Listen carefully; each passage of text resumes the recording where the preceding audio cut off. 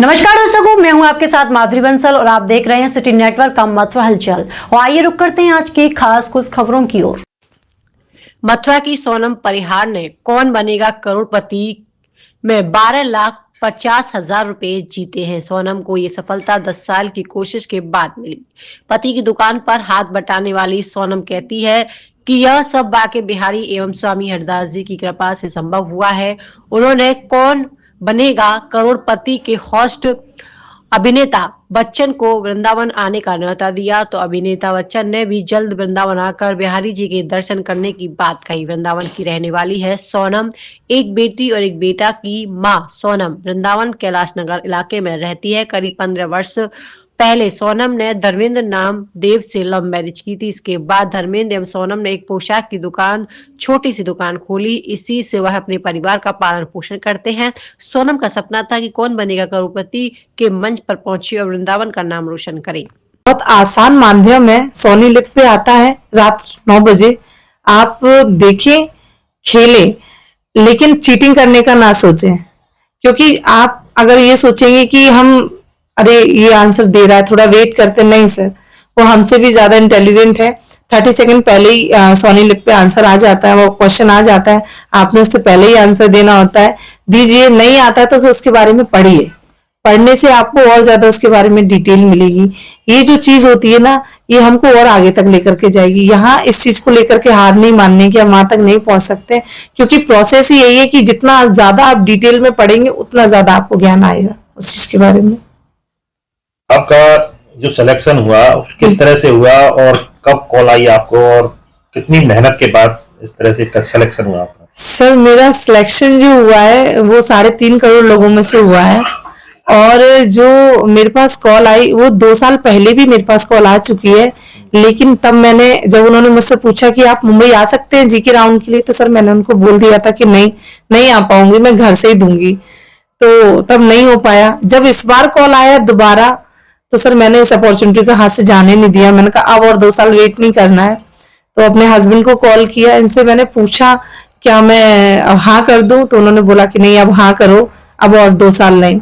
इसके बाद उनको हाँ किया, अपना जीके राउंड देने के लिए गई हूँ, पीआई राउंड दिया और विद इन अ वीक मेरे पास आ गया था कि आप सिलेक्टेड हो as a fastest singer round के लिए।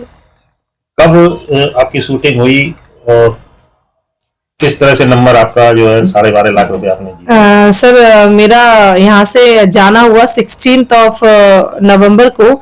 17 नवंबर से मेरा शूटिंग स्टार्ट हो गया था। इसके बाद में जब मेरा ऐसा होता है कि मैं पहले दिन चाहती ही नहीं थी कि मैं आऊं हॉट सीट पे। नंबर पहला वहां पे जरूर था मेरा जब सर ने इंट्रो दिया, लेकिन मैं चाहती ये थी कि मैं देखूं, सबको थोड़ा सा एक्सपीरियंस लूं, क्योंकि वो बैकग्राउंड वो थोड़ा सा मेरे लिए भी नया है, तो दूसरों को देख करके थोड़ा सा अपन समझ सकते हैं उस चीज के लिए। तो जब मेरा वहां पे 7वें नंबर पे आया तो मैं बहुत खुश थी। देर से ही सही आया, मुझे उम्मीद थी कि आऊंगी जरूर, खाली हाथ नहीं जाऊंगी यहाँ से, बिहारी जी मुझे खाली हाथ नहीं लेके जाएंगे। और सर धीरे धीरे जब 12.5 लाख पे पहुंची, तब तो इतना ही सर से बोला कि सर मैं इसी चीज के लिए वेट कर रही थी, क्योंकि 12.5 लाख पे ही सर एशियन वॉल पेंट्स पे मुझे लेके जाएंगे दीवार पे। तो ये पिक्चर जो है ये तभी होती है जब हम एक अमाउंट क्रॉस कर जाते हैं वहां से, तो इस चीज की बड़ी खुशी रही मुझे। फास्टेस्ट फिंगर में क्या प्रश्न रहा था? फास्टेस्ट फिंगर पे मेरा प्रश्न आया था आपकी राज्यों के अनुसार उन राज्यों की लैंग्वेजेस को अरेंज करना था, जो मैंने अरेंज करके 5 सेकंड में उसका आंसर दिया और सबसे तेज आंसर मेरा रहा। जब आप हॉट सीट पर बैठी जी, सामने बिग बी थे जी, तो कैसा अनुभव हुआ उस समय, कैसा लगा? सर अच्छा रहा बस, लेकिन स्वामी जी का नाम लिया, बैठी, सर को देख के हलचल रहती है, सब थोड़ा भूल जाते हैं, सर का ऑरा ऐसा है।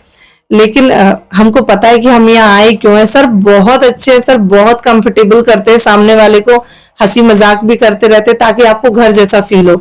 सर पूरी तरीके से कंफर्ट करते हैं हमको, सर का साथ रहता है, इसलिए हम इतना आगे बढ़ जाते हैं, वरना तो सर को देख के सब भूल जाते हैं, बिल्कुल शून्य हो जाते हैं। गेम के दौरान आपस में बातें हुई होंगी, किस तरह की चर्चाएं रही थी? सर उनको मुझसे सिर्फ वृंदावन के बारे में ही जानना था। वो चाहते थे कि मैं अपने स्थान को बताऊं कि हमारा स्थान में किस तरीके की सेवा रहती है तटीय स्थान में, और सेवा रहती है तो आप जैसे कि हम तटीय स्थान में पोशाक सेवा करते हैं, तो उनको ये रहता है कि आप बताइए कि ठाकुर जी को किस तरीके की पोशाक आप अर्पण कराते हैं।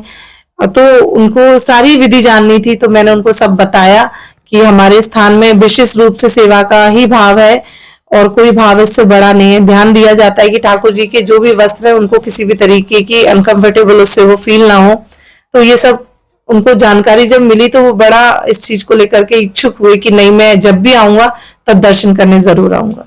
उन्होंने वृंदावन अपने आगमन को लेकर कोई किसी तरह की जी जी, जब आप एपिसोड के एंड में देखेंगे, जब एशियन वॉल पेंट का मूवमेंट आएगा तो मैं सर से दोबारा आग्रह करूंगी कि सर आप वृंदावन आइएगा जरूर। तो सर बोलेंगे नहीं नहीं सोनम जी मैं जरूर आऊंगा, क्योंकि हमारे बीच में भी जितनी बातें हुई तो सर हर बार यही बोलते थे कि मैं जब भी आऊंगा तब जरूर आऊंगा, क्योंकि सर एक बार ही वृंदावन आ चुके हैं लेकिन उतना उनको समय नहीं मिला, उतना उनको जानकारी तब नहीं मिली। अब उनके अंदर है कि अब और मैं वृंदावन को जानूं, तो सर वो आने का बोले हैं। अब आपने 12.5 लाख रुपए जीते हैं जी, तो इस जो धनराशि है जी, इसका आप किस तरह से यूटिलाइज करेंगे? सर इस धनराशि से सबसे पहले तो अपना घर की व्यवस्था, क्योंकि अभी तक हम रेंट पे ही रह रहे हैं और 15 साल हो गए हमें सर किराए पे रहते रहते, तो सोच रहे हैं कि एक छोटी सी कुटिया और सर अपने बच्चों की शिक्षा